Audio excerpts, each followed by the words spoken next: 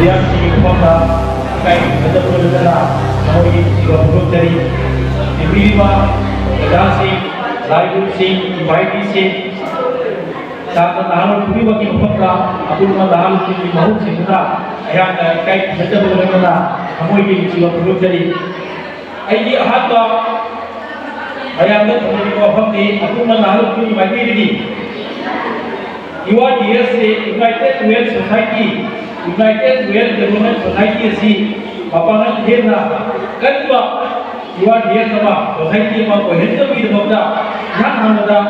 Bontara Puji Organization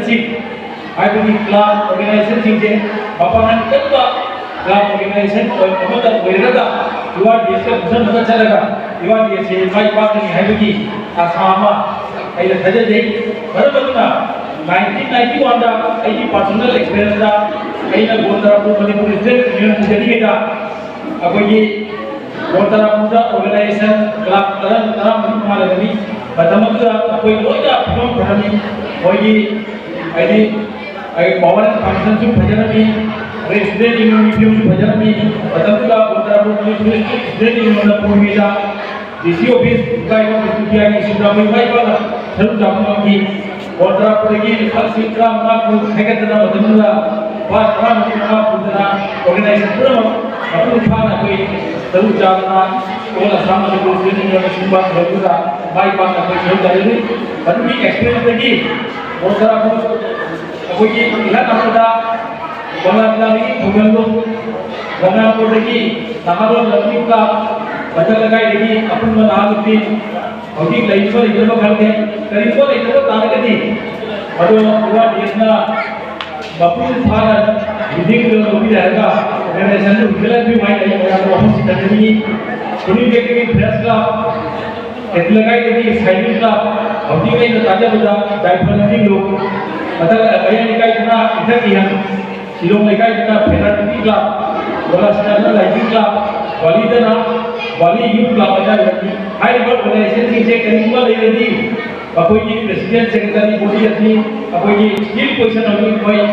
कम फैसले की ले रहे हैं तब तारा दी युवा देश में मंदिर थागा high level Lekai kelas je, dia nama pun tahu, ID from tahu abu tanda, apa ini body asli from tahu organisasi terang pun mana asli from pada, bilan mana yang ada jadi, macam dah Bontara Puji apa ini student union si, dia na kalau tu student union mau koi pun dah ada, jadi kita kolej apa sudah ye, ME school ani lagi, high school mana lagi, English school ani lagi, ini na, ini banyak apa hang apa ini Bontara Puji President ini bating lagi pak, President ini nama begitu baik, bayar orang meski wafat supaya jadi, okey, aku ingat hari ini mana Bontara Puji mama kita, jadi mama darah kita mama dari nama Bontara Puji, okey dari pak Bontara Puji dah film hari, lami tu film jangan kau bangga bangga Bontara Puji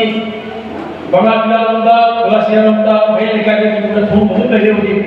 PWD लगी का direct connection हुआ government form जा रहे हैं लोग जा रहे हैं अपने राज्य से फॉर्म में ले रहे हैं भारत राज्य फॉर्म में ले रहे हैं लंबी तो फर्क नहीं ना आई बात युवा देश का ऑर्गेनाइजेशन सिंजना बहुत फाना अति लेना ह्यूमैनिटी युवा देश का मंदिर थारा युवा देश का लीग बोलेगा Bontara Puji awal apa lagi buat film siksi dia pada lagi lembaga ayat film baru mari kita ayat apa dua dia apa pun bonda boleh dia home bonda apa pun bonda boleh sisi lebih harga ayat implement lebih lebar macam sikit lagi apa action dia harga apa pun Bontara Puji apa Bontara Puji ini lembaga ayat apa apa pun lalu ini baru cinta terjadi apa dah Bontara Puji SBI grants में जब तक present है जे SBI grants में Bontara Puji लिखा जा रहा है तो बहुत देर में ना अनेक बड़ा हम जब खावा कोई पिक्चर में बेनियल में Bontara Puji लिखा जा रहा है वो मतलब लोग ना ना जैसे कि निपा मस्जिद इंग्लिश का मसाला इनको किन्ना बड़ों नतीजा वाइट बिल्कुल ऐसा ना मुआय तो हम लोग United World Development Society IWC one को यहाँ धंधे बता अपन को कुंगली सफर पर समाप्त है मसीह के मरी लेंगे ना यहाँ ना समाज सफर पर लंबा अंतर है यंगनी का ayang panjau haiba taragadi ahanbada ꯑꯩꯈꯣꯏꯒꯤ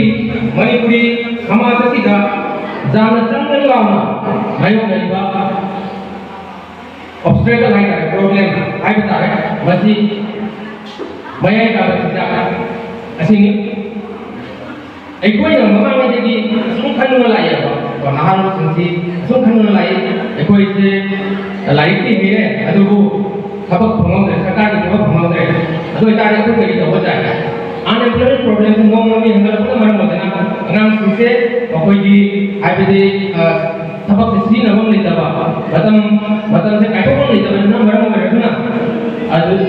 nisar modana masira maram maraduna aikoina sakar di thok mokta basu lanai du pamongda hingga tabaki longta kaya sakar di matin lagi natranga sa huna de mandagi aikoi hingga ki maram lambi amadi sul leya समाज की जुमी हो गई तो बना रहा सकते हैं अकोई मतम की ओन की मतम ना लाइफस्टाइल चेंज हो रहा ममा में चिंजा का चेंज हो रहा चिंजा का ओन में लापा नाने में चिंजा का ओन में लापा से पता है ओन में लापा मसी खुदी कभी आई बती मसी के सामने ना लाइफ है अकोई मैं का चिंजा की मोइना उधर ड्रग्स दिन अभी मम्मी ऐसे खुदी समाज से दबू दांगा हो रहे अदुना मसी खुदी मसे कोई काउंसलिंग का उपा कोई ज्ञान दांगा लोइना ना कर्म पम्बई सी नदुना नत्रता कदी पम्बई नपलोगा मकोई दगी मसदे हेन भवा कर्म मोंग सी नरगा मतम चुनबनी हाबते कोई लंगसी की बिफम असिदा लेक्सिन बिलिबा पपिलिबा दालाई कुसिंदा कुंजरी दालाई कुसिंदा मसी की मतिक जाव पता पीवी गनी हाबी जावरवा सा कुंजरी लोइना मसी अगर बोंदरापुर सिदा खानोर क्या करेगा खानोर क्या लोइना बोंदरापुर बैडमिंटन एसोसिएशन निकलना नापा तो लंगा नथि लपसिति दामलागे असुना निशाद लेचुरबा मोबाइल दा लेचुरबा मान सिते खुदी मक्सी आगे करी मोबाइल कोना मधुदि नाफे लगा खाना रोंदा कोना सबसे नंबर वन तारगति कथा साइना पजनवा प्रॉब्लम सिंगसे मसे जी खदितंग कन्म मंगराय खंजै तो मखा ताबा aina oda lagi sunda ahe no pokka pipi gani hai di chawar asa khunjare basi hai ai matang asida wesunjare thank you very much buang kamu lagi ba luk kyamro tunga sab kyamro mera pai di ima sing apun myam se kunja laga han ki matum made eko buang kamu sakam do amukal buang kamu hona se hai se ai buang kamu se ekon ke taraf tai thamjage लोना ना अखोई वोकम की सकम सिदा लेबा यूथिंग अमदी सिनोर सिनियरशिप ओइबा ओगासन में आप सिंग मरता कम्युनिकेशन गेप अमा पतंग फमक उबो फंगी अदि आन सिंग ओना तौगिबा नाव सिंग ओना तौगिबा असि तौगिदना यारगदी अहल अमदी नाव सिंग की अदि से खुसम ना हायदा जमीन बता आगदी बोंदा से हारी सकम को पुरपा गंगी आसादो समझे लोना ना अखोई लागतोइबा हौजे अखोई दायित्व असेंबलीबा इजादी जीपी प्रेसिडेंट अखोई इरोल नांबा कका अमना दसी जीपी प्रेसिडेंट ओइबदगी अखोई से यामुदा फुदों चाबा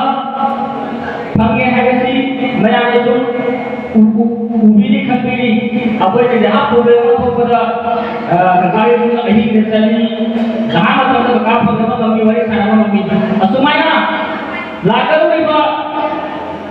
पता इलेक्शन सिरसु अको यूथ मया वासो में अपना कुशन बता रही करी के को जाति दा सिनागन में बोंदा पुसिदा चक मानना मानव कारगदी अमुकना अको ये हुदुली को जीपी प्रेसिडेंट से अमुकना अको जाति दा प्रोग्राम में प्रोग्राम चाबरु हाउसी हैना आय तिबिबा लेंगगी को प्रोग्राम लुक सिंगी मागेगा असि वहुजे थंजरी असि आगा नि वहाय असि मता असि सुंदर ना यो दिसका सिलांगुना बैडमिंटन कॉम्पिटिशन में सिंगला की आदुगा माइलोय क्या कोई माइलोय हाबी सानारोय सिंगा तो बंदा प्रसिद्ध तुम नहीं सिगा सानारे सिगा कॉम्पिटिशन तो है सिगा तुम प्राइज पाऊँ नहीं सानारोय खरा सिंसे गुवाहाटी का थोक तो मत खुदम साहब तो पीछे कोई ना है बता रहे ऑर्गेनाइजर ना क्लब सिंगा हेड बते पांग का दी केजल कम लंबा वाह सिंगा खरा चापट का इंगन का दबा ऑर्गेनाइजर सिंगो कोई बता पुणे इवेंट हो राइजिंग क्लब तो वाह राइजिंग क्लब में सेक्रेटरी का मोना आइए सुखम से आइए हाय का तो भी जाओ सेक्रेटरी ने तो प्रेसिडेंट तो चले तो ऑर्गेनाइजर ऑर्गेनाइजर आदि मेंबर खुद मत माना लगा ऑर्गेनाइजर ने दूसरा कर दो mana sangat khara putam tinggi bonta proses lagi sangat khara se apa ya betul lah kita semua kita cari skill dia dia sampai sakti apa kalau dia aku sampai dokter engineer cuma kamu sudah itu ni aku asyik bukan asyik betul kita sampai tak boleh ngomong lagi durasi dia kan lupa amati durasi dia macam ni siapa Jangan lupa nama kecil aku yang awalnya himbang terkena laki. Aduh pun masih di mana bersih. Aku yang merah ada kain baju hati. Aku yang aman sih masih pun kopi lagi. Gaya sih ada di mana apa awalnya masih tu masih kan section yang berjaya nak kali. Kalau masih maju pun tapi kopi pun ada ni. Jadi ini saya masih section ni. Anak masih terlalu tinggi. Campur pakai dengan berbeda beda. Aku di mana lagi ada sekali. Bukan sih lagi kita gaya sih masih kita. Jangan apa punya ada tu anak sih ada section ni. Ini hanya ini. Oke. Aku di mana kita tadi semua. Mulai desina manjin harga. Aku semua menjadi tunggal kecil ni campur apa kita masa. Kau jadi hanya aku di anak aku yang menjadi masih ada yang masih. Jadi loinana masih ni. Saya election bill bawa sih, chairperson sih, amadi mangga election bill bawa sih. Kayak kuna ni masa bawa. Kayak punya bawa. Lepas ni mereka lagi, macam jadi. Anak-anak jaga loinana kayak kuna jadi. Masih mereka bawa loinana. Hindi pa rin may mamalayan ko. Tanjasa ba, ay kong isu, mamalayan ko na. Masige, orang pa rin siga, sana na. Why, present, sige. Organization, mayaman mo, kasi, buong tarap po, pumunong sila. Yung nga, kasi nga pungi, matatagay ba, ada umang pumunong sila. Organization club sing student niya maya organization sing dasu nasigi your SC program sida baton tong sakiba maya mamay apita ba ay base organization sing si ekoi pusat na lagi tulong sa bato mo ang gabra ay base manggap ay nahagoy na sumjade matanda nasigi organization sing na matang kui na organization mo sa posisyon ay kui na awat pamanin na posisyon ang sige loinana mayroon puting magsya kasi siya magkasal pangalay mo sinatali mo ng Pino kaya mo sa ang gani mayroon kaya kayo po siya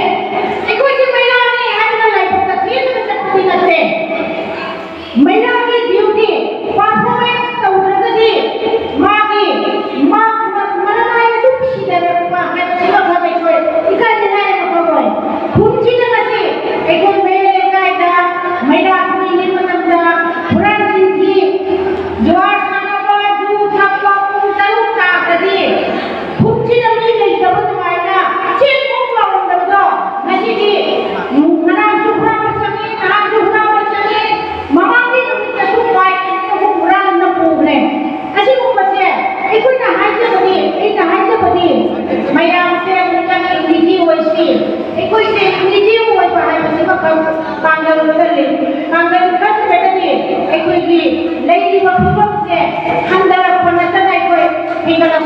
คนที่มวยก็มามวยให้ที่มากันให้ที่มาแล้วก็ได้เสียมาแล้วได้แต่วันที่เราทำงานนะชีวิตแบบมีความที่จะaku ini yang pun nak kita baca kamu isi nak mai itu harap untuk